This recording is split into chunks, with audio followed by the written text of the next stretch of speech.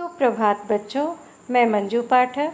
आज मैं आप लोगों को कक्षा 7वीं के संस्कृत के षष्ठ पाठ ईद महोत्सव के बारे में इस पाठ का शुद्ध वाचन एवं इस पाठ का अर्थ बताऊंगी। तो ईद महोत्सव, ईद एक प्रकार का त्यौहार होता है। तो इसे किस प्रकार से मनाते हैं, यह पाठ जो है वो 3 मित्रों के बीच में आपस में बातचीत है, वार्तालाप है। तो चलिए शुरू करते हैं इसको। याकूबः सलीमः सल्मा च इति त्रीणि मित्राणि गगनोन्मुखानि भूत्वा सायं द्रष्टुं चेष्टन्ते। याकूब, सलीम और सल्मा, ये तीनों मित्र गगन की ओर अपने मुख करके शाम को देखने की चेष्टा करते हैं। क्या देखने की चेष्टा करते हैं? यतः ही ईदस्य चंद्र दर्शनम नातीव सरलम। यहाँ पे वे ईद के चांद का दर्शन करना चाहते हैं, लेकिन ईद के चांद का दर्शन करना नातीव सरलम, सरल नहीं होता है। याकूबः अद्य चंद्रस्य दर्शनं जातं, श्वः एव ईदस्य महोत्सवो भविष्यति। याकूब कहता है कि आज चंद्र का दर्शन हो जाता है, तो श्वः कहते हैं आने वाले कल को, एव ईदस्य महोत्सव भविष्यति, तो कल ही ईद का महोत्सव त्यौहार होगा। शलीमा मित्र ईद दिवसस्य निर्णयः कः। सलीम कहता है कि मित्र, ईद के दिन का निर्णय कौन करता है? दिल्लीतः इमामो महोदयः करिष्यति। दिल्ली के इमाम महोदय करेंगे। रात्रौ एव तस्य उद्घोषो भविष्यति। रात्रि में इसकी उद्घोषणा होगी, इसकी घोषणा की जाएगी। सखी सल्मे किं त्वम् उद्घोषं ध्यानेन श्रुत्वा आवां सूचयिष्यसि। तो सलमा को कहते हैं उन लोग कि सखी सलमा, क्या तुम इस उद्घोष को ध्यान से सुनकर हम दोनों को सूचित करोगी? तो सलमा कहती है कि अहम अवश्यम सूचयिष्यामि, मैं अवश्य ही सूचित करूँगी। इमाम महोदयः रात्रौ संसूचयति यत् अद्य चंद्रदर्शनं जातम्। इमाम महोदय रात्रि में संसूचित अर्थात सूचित करते हैं कि आज चंद्र का दर्शन हो गया। अतः श्वः एव ईदस्य उत्सवो भविष्यति, अतः कल ईद का उत्सव होगा। तम उद्घोषम श्रुत्वा अतीव प्रसन्ना सल्मा याकूब सलीमम च सूचयति। इस उद्घोष को सुनकर अति प्रसन्न होकर सलमा जो है वो याकूब और सलीम को सूचित करती है। याकूबः श्वः वयं प्रातः काले एव ईदगाहं चलिष्यामः। तो याकूब कहता है कि कल हम सब प्रातः काल में अर्थात सुबह में ही ईदगाह चलेंगे। सलीमः वयं तत्र गमनाय स्वच्छानि नवानि वस्त्राणि एव धारयेम। सलीम कहता है कि हम सब वहाँ जाने के लिए स्वच्छ अर्थात साफ, नवानी अर्थात नए वस्त्र धारण करेंगे, पहनेंगे। सखी सलमा त्वं किं करिष्यसि, तुम क्या करोगी?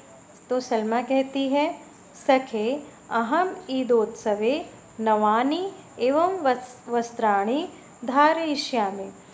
मैं ईद उत्सव में नए वस्त्र ही पहनूंगी। सलमा कहती है।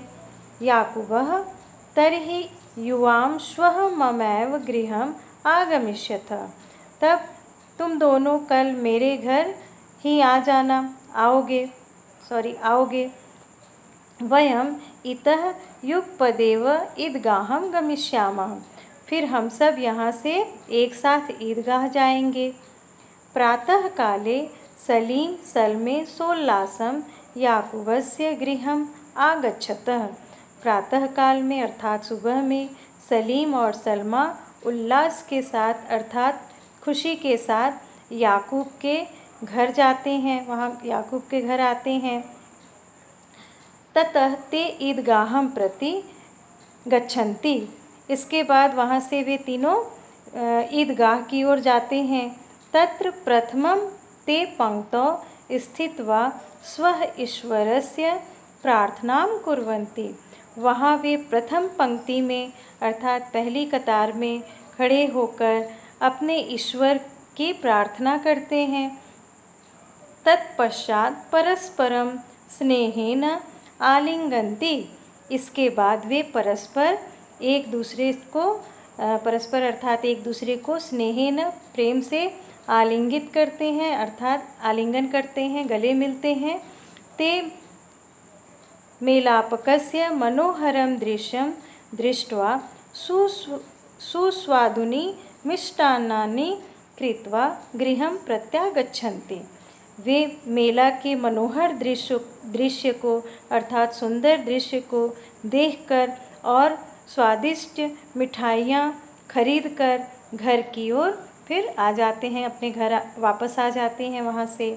सायं पुनः ते अन्योन्यं गृहं गत्वा दीर्घसूत्रिकाः खादन्ति परस्परं मिलन्ति च, शाम को वे फिर से वे सब अन्योन्यम अर्थात दूसरे के घर जाकर दीर्घसूत्रिका अर्थात सेवइयाँ खाते हैं, सेवइयाँ खाते हैं और परस्पर मिलते हैं एक दूसरे से। तो इस प्रकार से इस पाठ का वाचन हुआ। अब इस पाठ में आए हुए कुछ शब्दों के हम अर्थ को जान लेते हैं। शब्दों के अर्थ को, जातम यानी हुआ, भविष्यति होगी, ये लिट लकार में है, भविष्यत काल में। सूचयिष्यसि सूचित करोगे, ये भी भविष्यत काल में है। गमनाय जाने के लिए।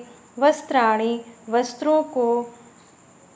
स्वः कल आने वाला कल। श्रुत्वा सुनकर, यहाँ पे कत्वा प्रत्यय लगा है श्रु धातु में। चलिष्यामः चलेंगे, ये भी लिट लकार में है। धारेम धारण करें। आगमिष्यतः आओगे। उद्घोषम घोषणा। युगपदेव एक साथ ही। सुस्वादुनी मीठी। गत्वा जाकर। दीर्घसूत्रिका सिवैयाँ, यहाँ दीर्घ यानी लंबी और सूत्रिका यानी जो सूत की तरह हो तो सिवैयाँ जो है धागे की तरह लंबी होती हैं, इसलिए इसे संस्कृत में दीर्घसूत्रिका कहते हैं। गच्छन्ति जाते हैं, लट लकार वर्तमान काल की क्रिया है। और प्रत्यागच्छन्ति लौट कर आते हैं, यहाँ इसका संधि विच्छेद दिया हुआ है। प्रतिधन आगच्छन्ति, अब इसे हम एक टुकड़े में और बांट सकते हैं, आधन गच्छन्ति, तो इस तरह से इसका अर्थ हुआ लौट कर आते हैं। इतः यहाँ से। गमिष्यामः जाएंगे, ये भी लिट लकार भविष्यत काल का की क्रिया है। कृत्वा खरीद कर, क्री धातु में कत्वा प्रत्यय लगा है।